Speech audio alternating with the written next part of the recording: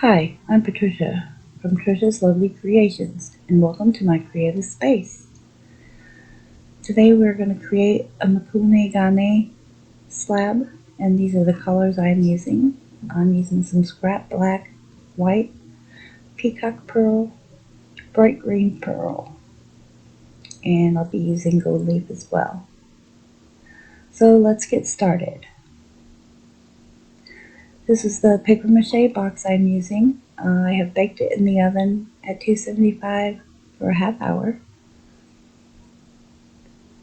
And these are my colors I'm using that I am getting ready. I have just rolled them with my acrylic roller, and I am cutting them down to size. And I will just use this as a template here for each color.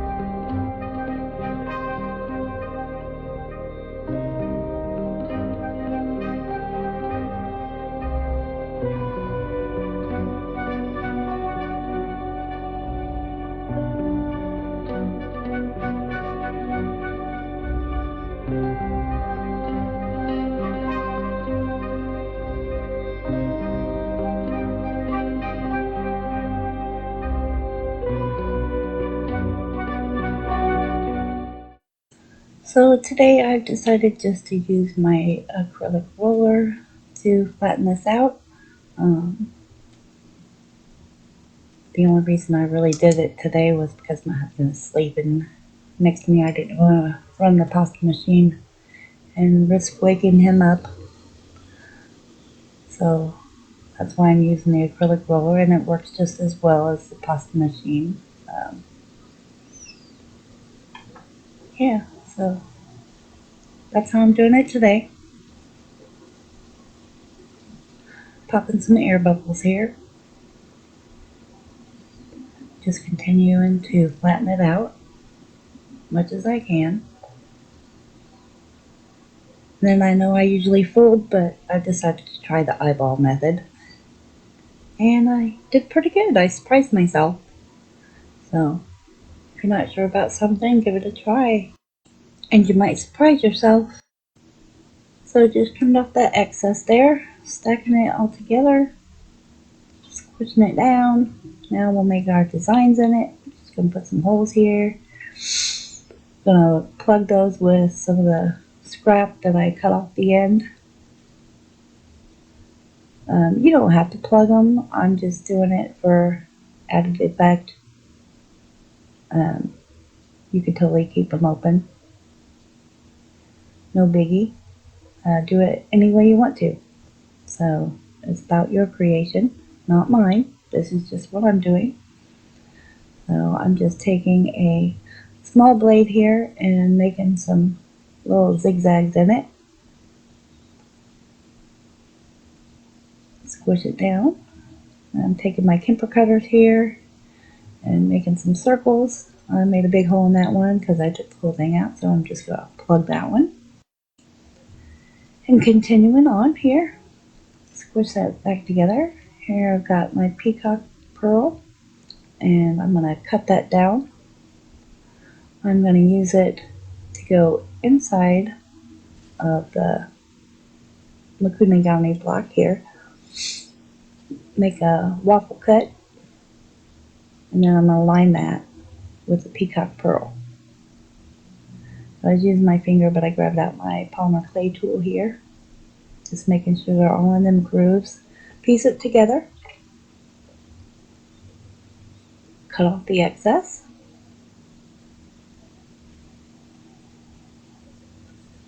and there we go, and make one more cut.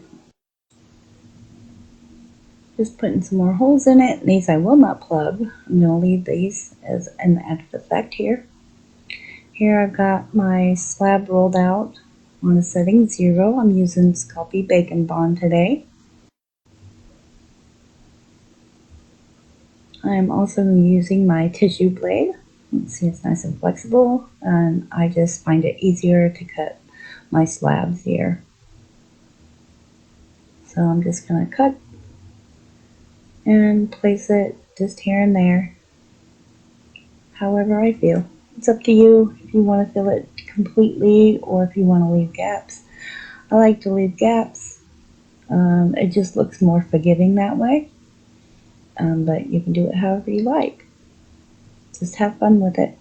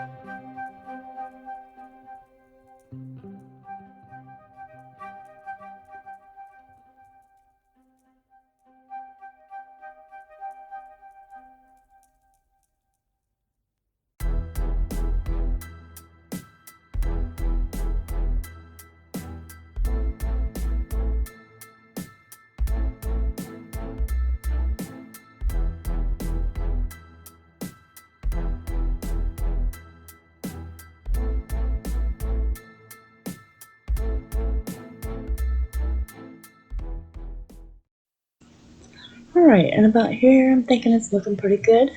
I'm just going to move it over here, see what I really think. I'm going to flatten these pieces out that are on it a little bit. See where I'm at. It's looking pretty good, but I think I want to add a little bit more, so that's what I'm going to do here. Just add some little pieces in some of the bigger gaps and kind of fill those in.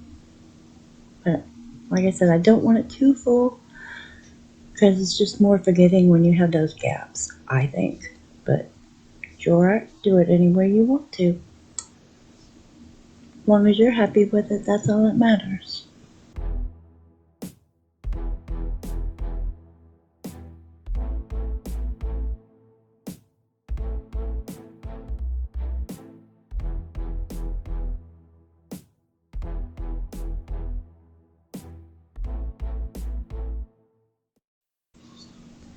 Okay, and this is about going to do it for me.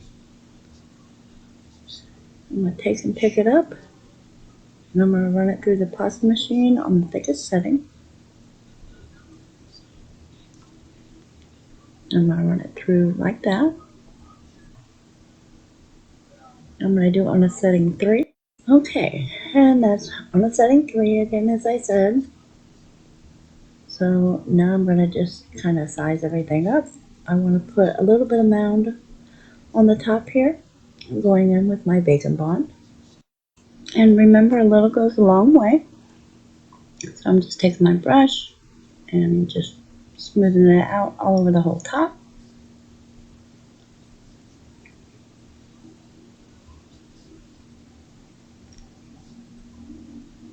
And that's about got it. Alright, and here I've got a piece rolled out on a setting 0, folded in half. And I'm going to just size this up, pushing it down into the clay. Take my X-Acto knife and I'm just cutting around it. And I just want the top to look a little poofy. I don't know why I like that, but I do. You don't have to do this step if you don't want to. But I like to build it up a bit. So I'm just going to take my fingers and press around the edges to give it a dome. And I take a little bit to do this. The better it looks now, the less work you have to do to it later. And I'm not going to be sanding this piece, just buffing it out. So I want it to look as good as I can get it to look. So now I'm going to do the sides here so that I can add the slab. So again, just enough to make it sticky. And I know it looks like a lot, but it really isn't on here.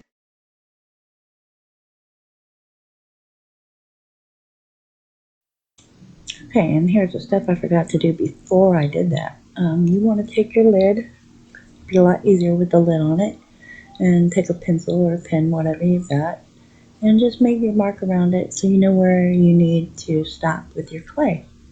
That makes it real handy. The first time I made one, I didn't do that at all. I went all the way up. That didn't work out, so I had to sand down the lid on the inside, which made it work. But you really don't want to mess with all that. So I'm just sizing it up here. I'm going to go ahead and wrap it around. Figure out how much I need.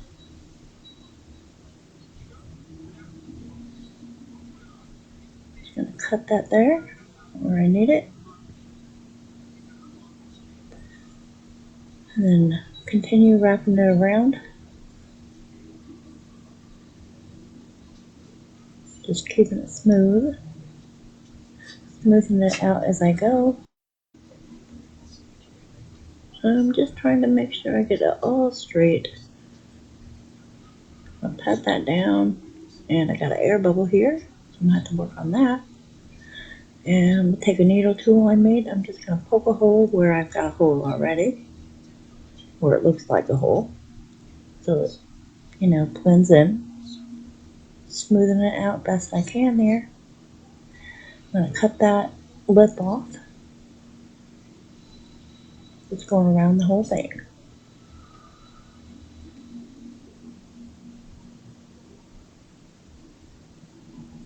And I just find it's easier to do it this way. So now I'm going to take and make sure I don't have any more air bubbles or anything like that. And making sure that everything is where I want it. Smoothing it out. Making sure as I go along to cut any excess off.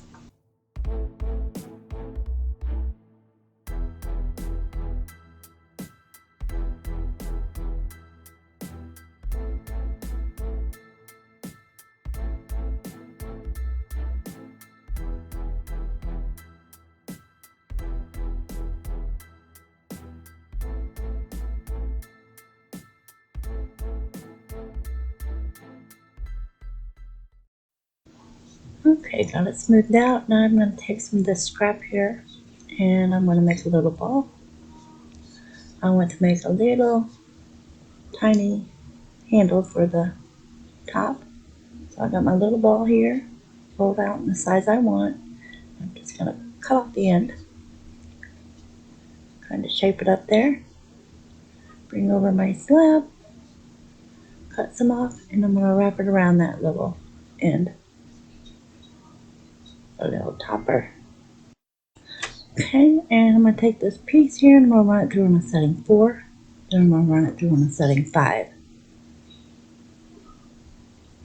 So now it's big enough to wrap it around that. So I'm just trying to get it all nestled in there nice and tight. I'm going to take my X-Acto knife and just cut around it. You don't have to be perfect with it. Just get it up to that edge. And then wrap that down and around. Making sure I've got it all back into shape here.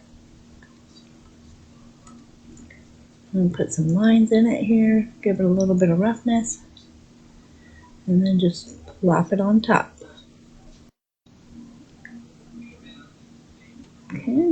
check it and see, make sure that I got it centered. It looks good to me. I'm just gonna lightly tap it down using my palm not to get any fingerprints in there, because that would stuck on the little round end. Yeah, so I want to make sure everything's nice and smoothed out before I move on. The better you have it now, the better it will be later when it's baked. Like I said, I'm not sanding this piece, I'm just going to buff it out. I just want a light shine, not anything too bright, just enough that it has a little bit of shine to it. So I'm just taking and cutting any extra off of there from smoothing it out. It's gonna, come back down around that lip. So I just want to make sure that I have all that trimmed out. Okay, moving on here, I'm ready to do the bottom. So I'll get my air bubbles moved out of the way here. I'm just going to set it on there, and I'm going to take my X-Acto knife again and cut around it. I just find this is an easy way to do it. That way there's no overhang or anything like that. It's just easier to cut around it. Okay, now I got that. I'm just going to lift that up and get my bottom ready. I'm going to use the Sculpey Bacon Bond again. Remembering just to use a little to make it tacky. Okay, and I got that covered. I'm just putting that on there. I'm just going to make sure that I have it all in place and smooth it out. I'm going to take my finger and go around them edges just to make sure that it's all lined up. I don't want any overhang, because then that's going to be a headache. So I want to make sure that I have it all nice and smoothed out, nice and flat. Now we're going to do the sides, and I'm just going to try to line my clay up with the line on my box. So I'm just taking my blade and I'm getting these edges all nice and even. I want to make sure that everything lines up as best I can, so I have less work to do in the end. So just trying to line it up with my line. I'm going to cut that there. Move my extra clay. Check it. And then I'm going to coat that with some more bacon bond. Okay, so it's fully covered. And I'm just going to put on my piece here.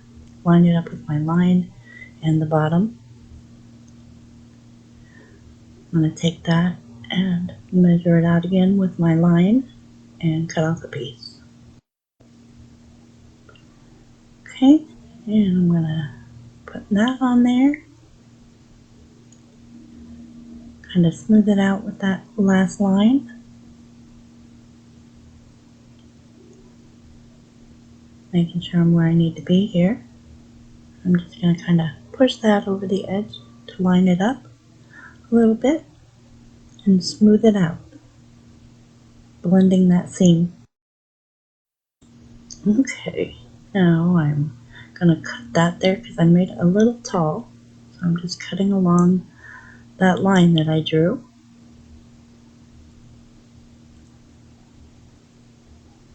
Flattening it out here. Cut off that little piece that I had on the end. I made it a little bit uneven. So I'm just lining this piece up with that. And I'm going to push it there and cut along that seam. And it didn't want to go, so I'm just going to kind of blend it over.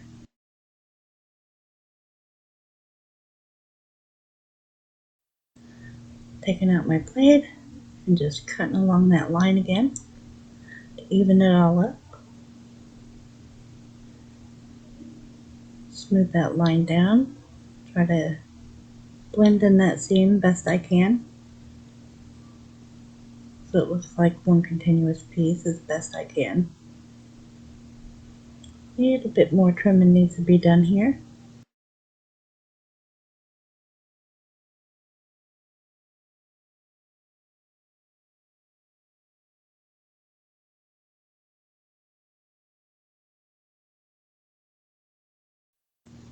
Okay, now I'm just looking it over, making sure I've got everything all smoothed out how I want it. Making sure that it seems good and blended. Rounding the corners more. I want it more rounded than I want it a blunt cut off. I just think it looks better that way. So now I'm just going to smooth it out, trying to make sure I got all my fingerprints out of it as best I can. Like I said, I'm not going to sand this piece. I'm just going to polish it with my buffing wheel and get a shine that way. So any perfections that are in it will show up.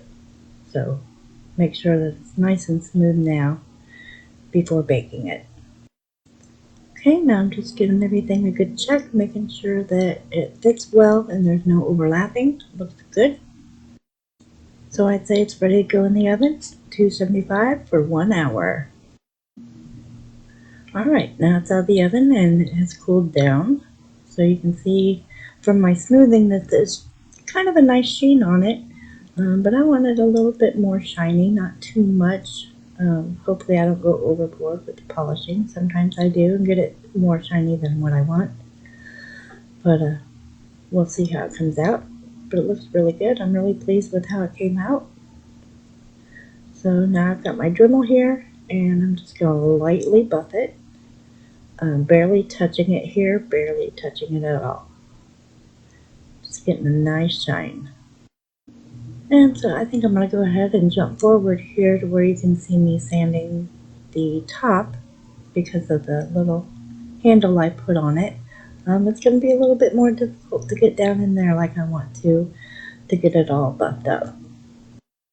And here you can see how shiny it is, and I did go a little bit overboard. It's more shiny than what I wanted, but it'll do. I'll just try to go a little bit lighter on the sides. So here I'm doing the little top, real gently, going around, getting it good and shined up. And then trying to get in there as good as I can. Slippery hands. Getting down as close to it as possible so I can get as much of that shined up as I can. But yeah, I'm going to continue buffing this up and I will be back when I'm done. Okay, and here it is, all done up. And you can see I went a little bit lighter on the sides so it wasn't as shiny. Like I said, I just wanted it to be shined up just a little bit, but not a deep shine. So I'm really pleased with how it came out. If this tutorial was helpful to you in any way, please like, share, comment, and subscribe to my channel. And please join me in my Facebook group.